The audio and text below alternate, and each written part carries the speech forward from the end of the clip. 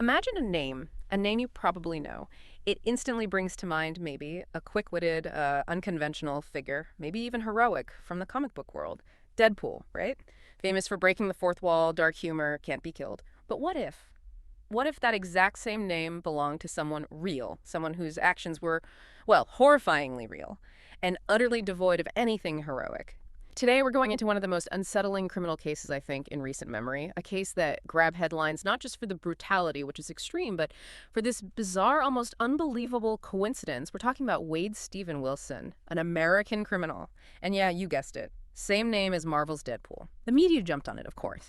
Dubbed him the Deadpool Killer. It's chilling. But our mission today, it's to go beyond that, beyond the catchy, awful nickname. We need to understand the individual, Wade Stephen Wilson, and the devastating impact of his actions. We're using reliable sources only. Legal documents, news reports. This is a real exploration, not just skimming the surface news. It is quite fascinating, isn't it?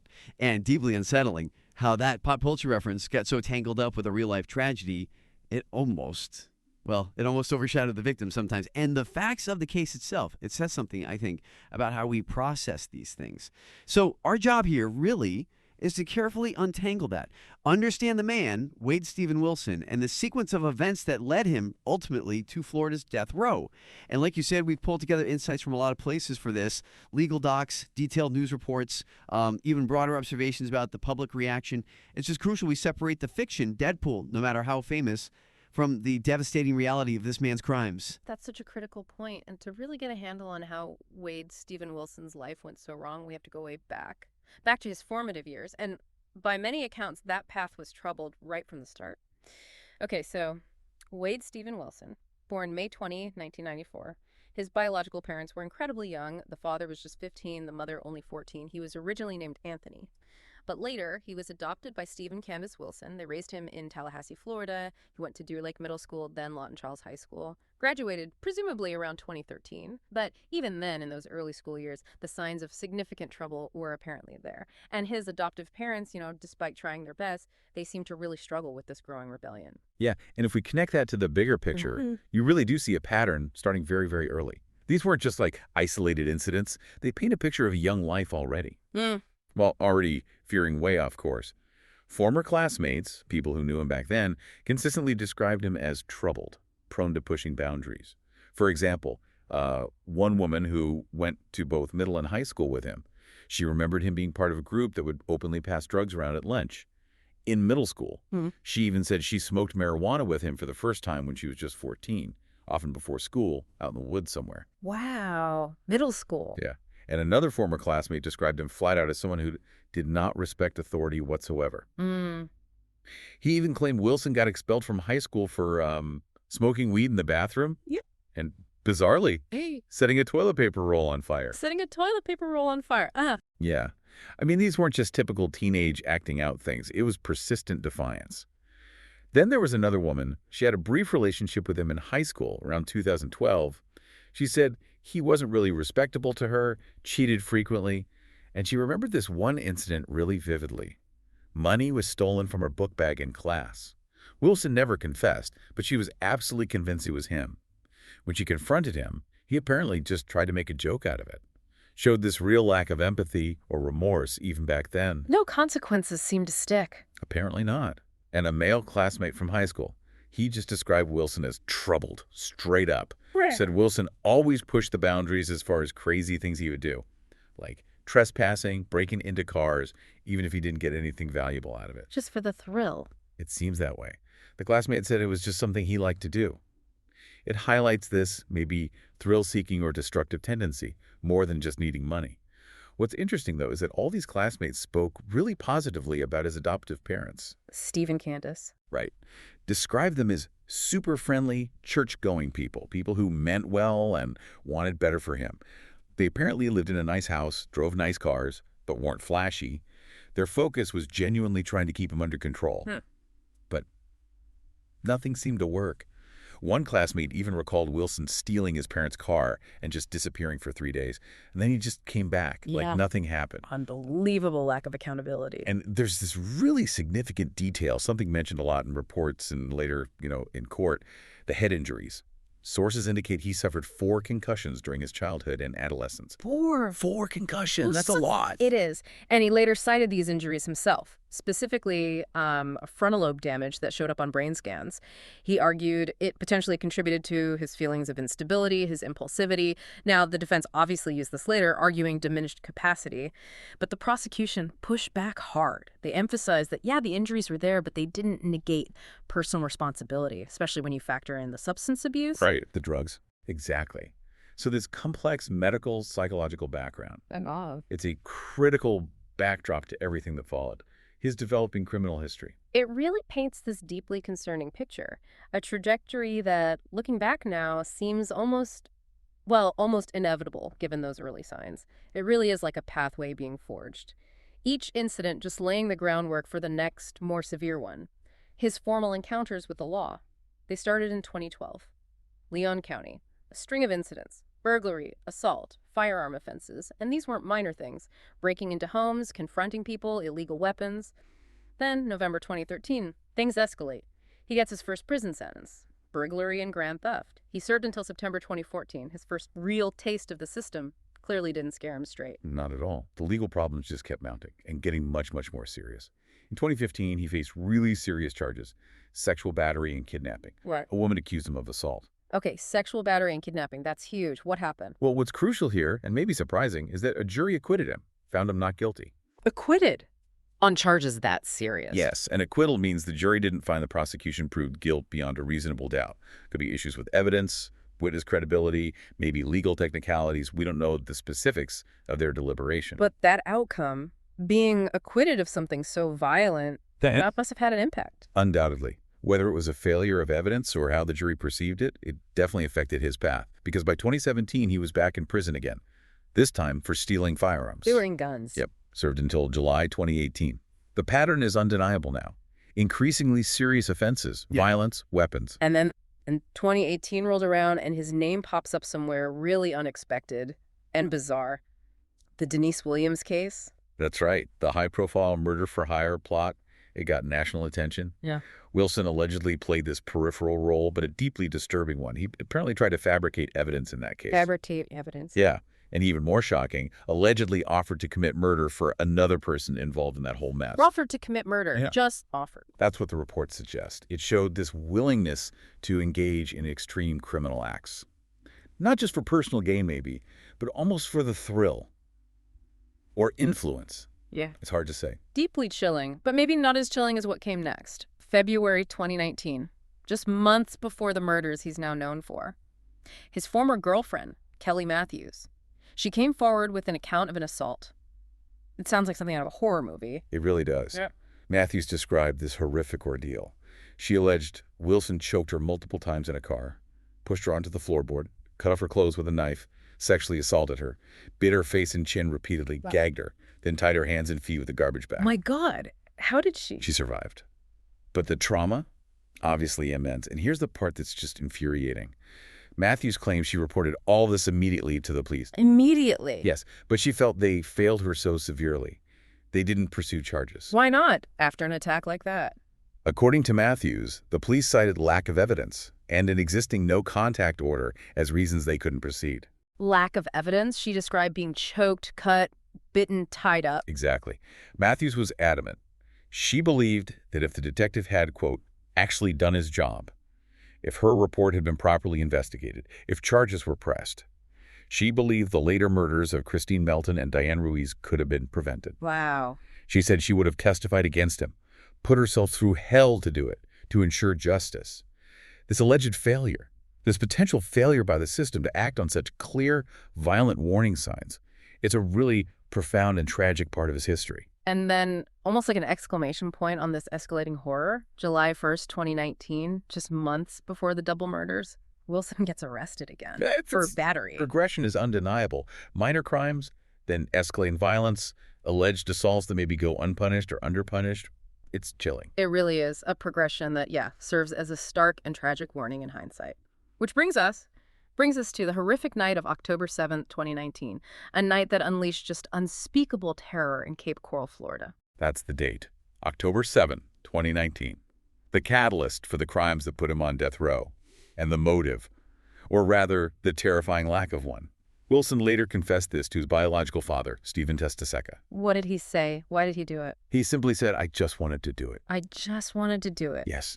No logical explanation, no rational motive offered, just that.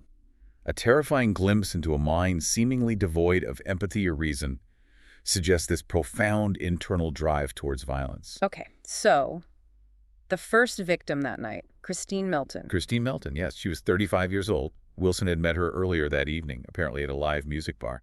Then in the early hours of the morning, he went to her home, entered her home, and the horrifying truth revealed in court testimony, he strangled her to death in her own bed while she was asleep. While she was asleep. Completely vulnerable, unaware. The post-mortem, it painted a grim picture. Yeah. The brutality, extensive bruising, face and body, numerous hemorrhages on her neck, clear signs of strangulation, contusions to her lungs, liver, bladder, colon. It was vicious, violent, in the supposed safety of her own home. Did she? Did she fight back at all? The coroner's report suggested there were signs of a struggle, yes. Even in her sleep, apparently, her body reacted as she fought for her life against this unseen attacker. Unbelievable. And what did he do after that, after murdering Kristine Melton? What he did next is crucial. It shows this continued pattern, complete lack of remorse. He stole her car, a silver Chevrolet Impala. And then, this is inexplicable, he drove to Fort Myers to see his girlfriend at the time, Melissa Montanez. She was 41. He went to see his girlfriend right after committing murder? Yes. And he tried to pull her into the stolen car. Seemed intent on another violent act. Oh my God. Did he hurt her? Fortunately, no. She fought back, viciously, screamed, managed to get away. And she immediately called law enforcement, gave him critical info about Wilson, the stolen car. Okay, so she escaped. But he wasn't caught then? No. Her escaping didn't deter him. Instead of fleeing, he just continued his rampage hours later. It's chilling. Attempting another abduction right after a murder. His state of mind. Exactly. And just hours later, same day, he committed the second murder. The victim this time was Diane Ruiz, 43 years old, a mother of two, a bartender. How did he encounter her? Was it random? It appears so. Wilson saw her walking along a street in Cape Coral. He pulled over in the stolen Impala. He lured her into the car by asking for directions. Asked for directions and she got in. She did. And once she was inside, the brutality just escalated even further. He savagely beat her, strangled her.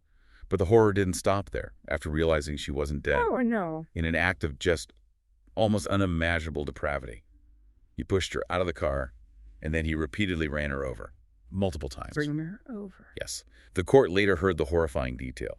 He kept driving over her until her body, quote, looked like spaghetti. Stop. I can't even. Her injuries were catastrophic. Nasal bone fracture, laceration to her left breast, severe bruising all over from the impacts, multiple rib fractures. This really raises that question again, doesn't it? The sheer cold-blooded intent, the absolute brutality, especially of this second murder, it defies easy explanation. It shows this complete, utter disregard for human life, a level of calculated depravity that's just hard to comprehend. It wasn't just frenzied.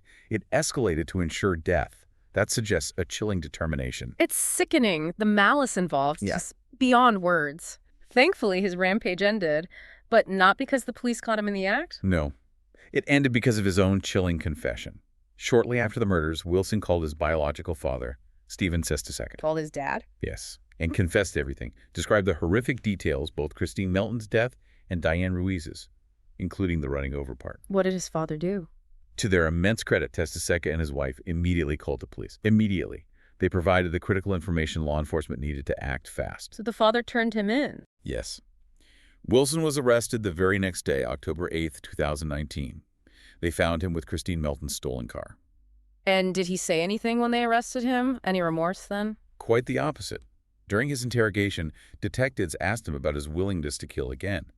And he told them, chillingly, he would be willing to do it again. Do it again. Yes, a truly disturbing insight into his unrepentant, dangerous mindset even after being caught. His actions, his words, post-arrest, they just underscore these deep-seated issues, the cold, calculating nature. Which brings us to the legal battle, the science, the evidence, the trial, and the public reaction. Absolutely. The legal proceedings were, as you'd expect, extensive, complex. They stretched over several years.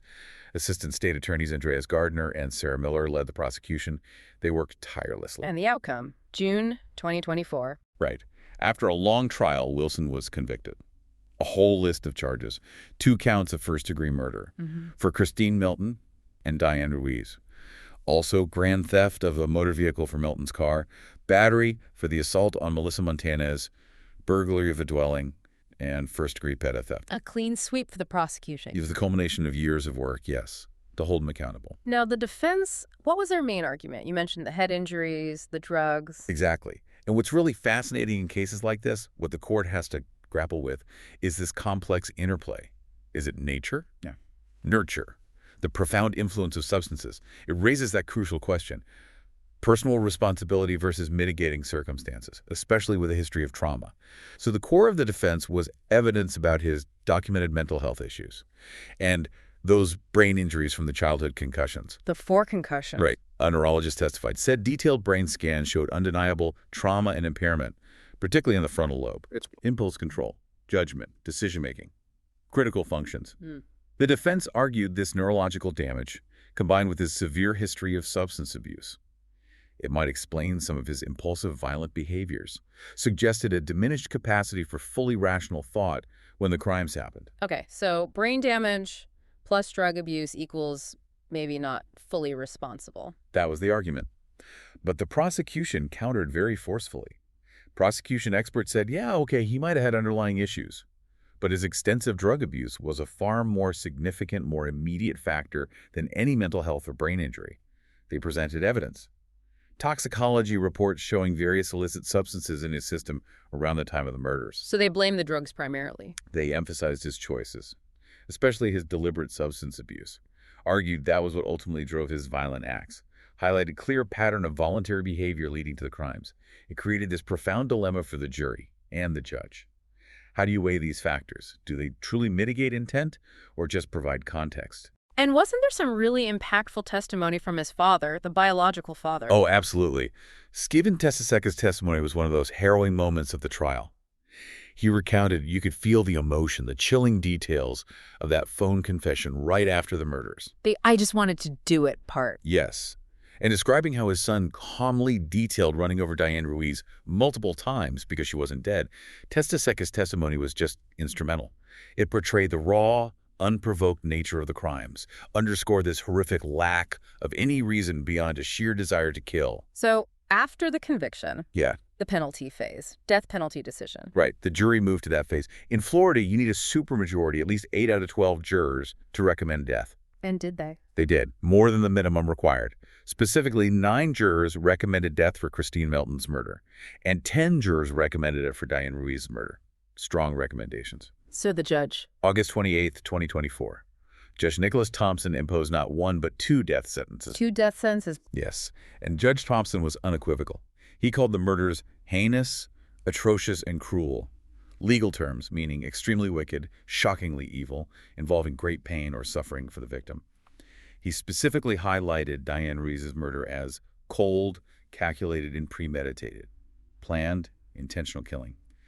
The judge said he found no basis to overrule the jury's strong recommendation, acknowledged the overwhelming evidence of the brutality. What happens now? What's the method in Florida? In Florida, the condemned can choose between lethal injection or electrocution. And Wilson's status now. He's appealing the decision to the Supreme Court of Florida, which is standard procedure in capital cases with the death penalty. Okay, and the public reaction. And this case got so much attention because of the name, the brutality. Oh, significant public interest, yes. And considerable controversy, as you'd expect. The judge apparently received numerous messages, people pleading for clemency. It highlights this ongoing debate, right? Mental health, crime, the justice system itself. Public reactions were definitely mixed. Some expressed sympathy, because of his documented mental health issues, his rough start in life, argued for maybe life in prison instead. Others, though, focused intensely, exclusively, on the extreme brutality, the horror of the crimes, demanded the ultimate penalty. It's that difficult balance, isn't it? Understanding versus excusing. It's a truly delicate balance. And State Attorney Amira Fox addressed it directly, forcefully.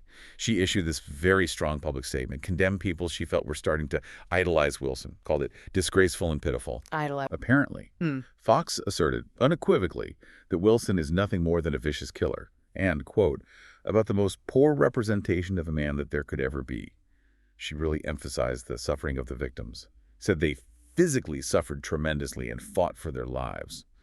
And she concluded adamantly, Wilson is no idol, just a number in the Florida Department of Corrections awaiting death. Wow. Strong words.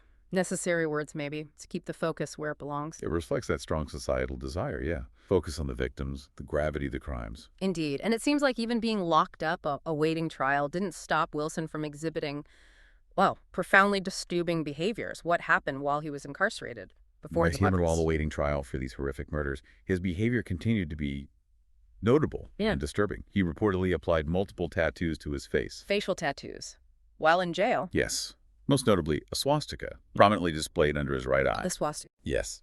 And sources, including law enforcement intelligence, drew a direct connection between that imagery and a group called the Unforgiven, believed to be a white supremacist gang active within the prison system. So he's aligning himself with white supremacists while facing murder charges. It suggests this continued embrace of unsettling, hateful ideologies, even then, during the most serious legal proceedings, implies this deeper, entrenched pattern of antisocial behavior, extreme beliefs, persisting despite everything. But that wasn't all, was it? Wasn't there an escape attempt? Oh, yes. That wasn't the only trouble he got into while locked up. Far from it. In 2020, Wilson and his cellmate, a guy named Joseph Katz, were accused of this audacious attempted jailbreak from Lee County Jail. How did they try to get out? Officials found their plan during a routine cell search. It was pretty elaborate. They found the window's metal frame had been meticulously removed. There were several cracks in the thick security glass, showed sustained effort to break through. Even a heavy metal stool, one that was supposed to be securely bolted to the concrete floor. It had been unbolted and removed. What were they going to do with the stool? Suggestion was maybe use it to try and break the glass further, or as a weapon or tool. Detectives identified Wilson as the mastermind, the primary planner of the whole thing. Shows his continued manipulation, strategic thinking, even in jail. Did he try to arrange anything on the outside? He did. He apparently tried to arrange a getaway car. Right. For himself and Katz, through another inmate named Curtis, later identified as Lauren Curtis Sawyer. Shows his network of cooperation inside the jail for illicit stuff. So he got charged for that too. Yep. Attempted escape and criminal mischief charges were added. Just shows this persistent disregard for authority, confinement, even with the death penalty looming. So what does this all mean? Like, Right. even locked up, maximum security presumably, the rule breaking, the manipulation, the self-destructive stuff, it just kept going, unabated. It really illustrates this profound inability or maybe unwillingness to conform. And that was highlighted again in 2023, a significant drug smuggling incident. More trouble. Drugs now. Yes. A canine unit doing a routine sweep outside the jail's receiving center hit on something. Found 2 bags that tested positive for methamphetamine, plus loose cigarettes, other suspected narcotics, lighters, pills. How are they getting in? Investigators quickly uncovered this whole conspiracy involved trustees. Trustees, inmates with special privileges. Exactly. Inmates granted privileges, often for good behavior or helping out. They were apparently passing drugs to Wilson and another inmate. Authorities reviewed recorded phone calls.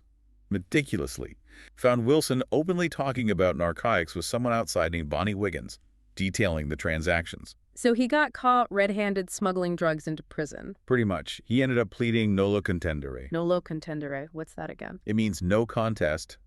You accept the punishment without formally admitting guilt, often used to avoid maybe civil lawsuits later, or just the risk of a trial. So he didn't admit guilt, but accepted the punishment. Right.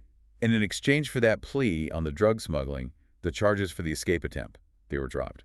Strategic move by his defense, probably. What was the sentence for the drugs? A fine and 12 years in prison, served concurrently with his death penalties, meaning it doesn't really add extra time given the death sentences. But wait, wasn't there something else critical related to the drugs? Something that happened to him? Yes. This is the really critical detail here. Wilson survived a drug overdose, right there at Lee County Jail in 2023. He overdosed in jail. He did, survived it.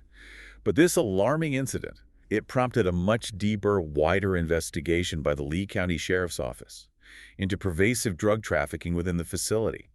It ultimately led to charges for 4 other people involved in the conspiracy. Yeah. Exposed a huge problem inside the jail. Wow. So his own overdose blew the lid off a bigger drug ring. Effectively, yes. It just clearly demonstrates his dangerous self-destructive patterns continued right into his daily life in jail.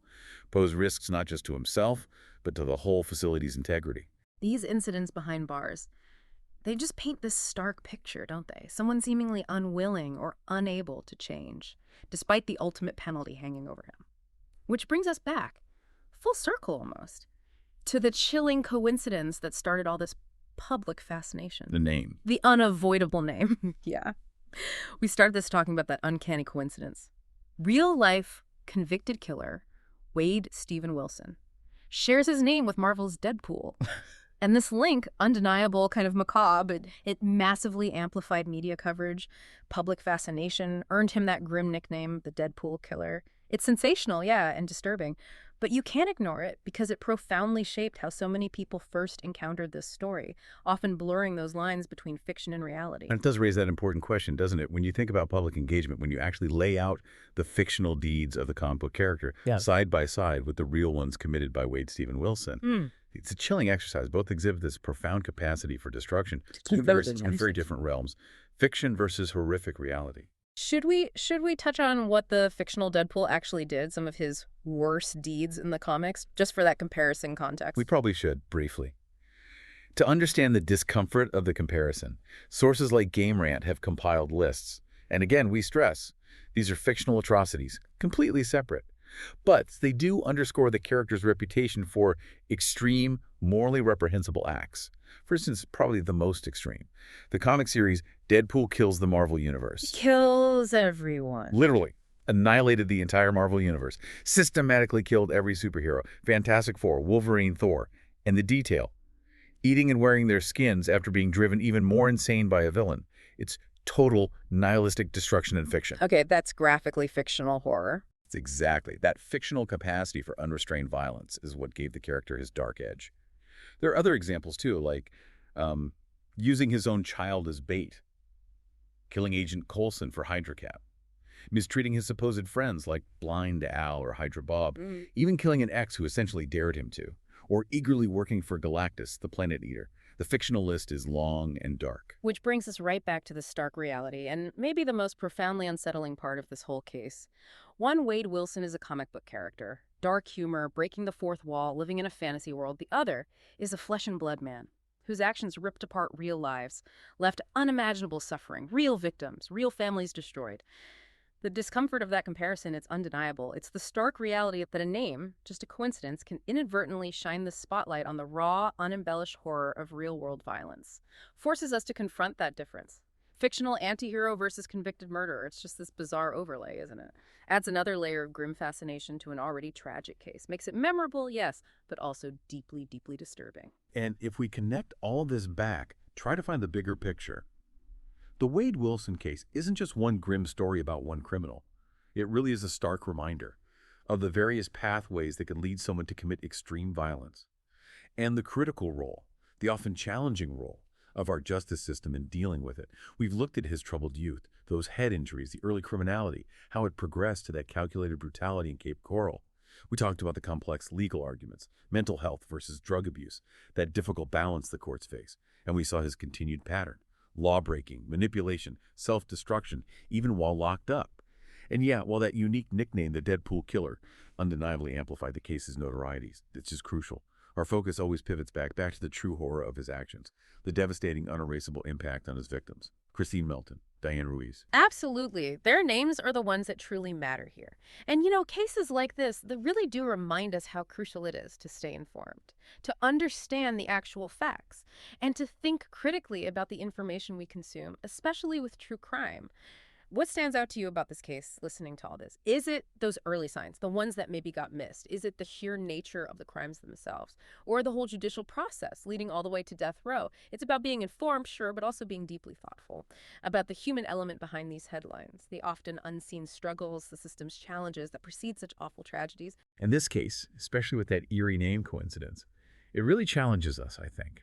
Challenges us to consider, how do we as a society grapple with this, grapple with the unsettling reality that individuals capable of such extreme violence exist, especially when their lives, looking back, show such clear signs of trouble from way back. It's a question that often lingers, doesn't it? long after the headlines fade, forces us to reflect on prevention, intervention, and ultimately what justice really means in these complex situations. A heavy thought to end on, but an important one. Thank you for joining us on this deep dive into the Wade Wilson case. We really hope you found this exploration insightful and definitely thought-provoking. If you found this valuable, if it made you think, please consider giving us a like here, maybe leave a comment with your thoughts below, and definitely subscribe on YouTube so you don't miss our future explorations. You can also follow the deep dive wherever you get your favorite shows, including Spotify. That way you'll catch all our future deep dives automatically. And if you're looking for more true crime cases that really challenge your understanding, cases about the complexities of human behavior, the justice system, be sure to check out our previous deep dives. We've covered things like the psychology of serial offenders and cases that turned on really complex forensic evidence. Lots to explore. Thanks for listening.